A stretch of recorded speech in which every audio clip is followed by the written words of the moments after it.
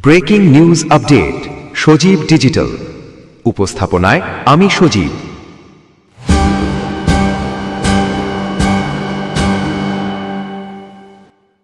আসসালামু আলাইকুম, নমস্কার।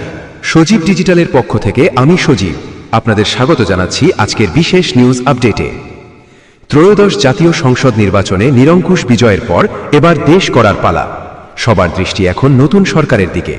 কেমন হচ্ছে তারেক রহমানের নেতৃত্বাধীন নতুন মন্ত্রিসভা? আমাদের হাতে আসা এক্সক্লুসিভ তথ্য অনুযায়ী অভিজ্ঞ, প্রবীণ এবং এক ঝাঁক তরুণ তুর্কির সমন্বয়ে গঠিত হতে যাচ্ছে আগামীর সরকার। চলুন এক নজরে দেখে নিই তারেক রহমানের সম্ভাব্য মন্ত্রিসভার ৮টি গুরুত্বপূর্ণ চমক বা আপডেট। ১. মন্ত্রিসভার আকার। তারেক রহমানের নেতৃত্বে এই মন্ত্রিসভার আকার হতে পারে ৪০ থেকে ৫০ সদস্য বিশিষ্ট, যেখানে প্রবীণদের অভিজ্ঞতার সাথে তারুণ্যের শক্তির মেলবন্ধন ঘটানো হবে। ২. অভিজ্ঞদের প্রাধান্য। পূর্ণমন্ত্রী। গুরুত্বপূর্ণ মন্ত্রণালয়গুলোর দায়িত্বে থাকছেন দলের জ্যেষ্ঠ ও অভিজ্ঞ নেতারা। সম্ভাব্য তালিকায় রয়েছেন মির্জা ফখরুল ইসলাম আলমগীর, ডক্টর খন্দকার মোশাররফ হোসেন, মির্জা আব্বাস, গয়েশচন্দ্র রায়, ডক্টর আব্দুল মঈন খান এবং আমির খসরু মাহমুদ চৌধুরী সহ স্থায়ী কমিটির সদস্যরা। ৩. প্রতিমন্ত্রী হিসেবে ছাত্রদলের সাবেক নেতারা।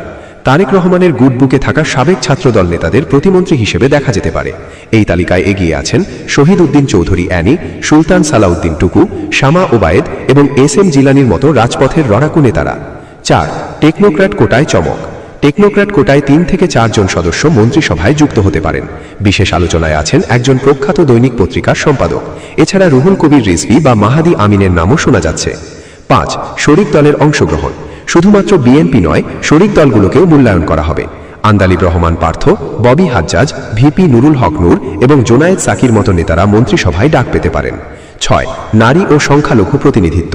সংরক্ষিত নারী আসন থেকে নির্বাচিত হওয়ার পর অন্তত ৩ জন নারীকে মন্ত্রিসভায় অন্তর্ভুক্ত করার পরিকল্পনা রয়েছে। এছাড়া সংখ্যালঘু সম্প্রদায় থেকেও প্রতিনিধি রাখা হবে, যেমনটি আলোচনায় আছেন গয়েশচন্দ্র রায় ও নিতাই রায় চৌধুরী। ৭. সাবেক আমলা ও পেশাজীবী। প্রশাসনিক দক্ষতা বাড়াতে সাবেক আমলা ও পেশাজীবীদের গুরুত্বপূর্ণ দপ্তরে রাখা হতে পারে। আলতাফ হোসেন চৌধুরী এবং আব্দুল আওয়াল মিন্টুর মতো নেতাদের নামও রয়েছে জোর আলোচনায়। ৮. শপথ গ্রহণের সময়সীমা। সংবিধান অনুযায়ী গ্যাজেট প্রকাশের ৩ দিনের মধ্যে এমপিদের শপথ এবং ১৮ ফেব্রুয়ারির মধ্যে নতুন মন্ত্রিসভার শপথ অনুষ্ঠিত হওয়ার কথা রয়েছে। বঙ্গভবনে রাষ্ট্রপতি শাহাবুদ্দিন তাদের শপথ বাক্য পাঠ করাবেন। দর্শক, এই ছিল তারেক রহমানের সম্ভাব্য মন্ত্রিসভা নিয়ে আমাদের বিশেষ আয়োজন।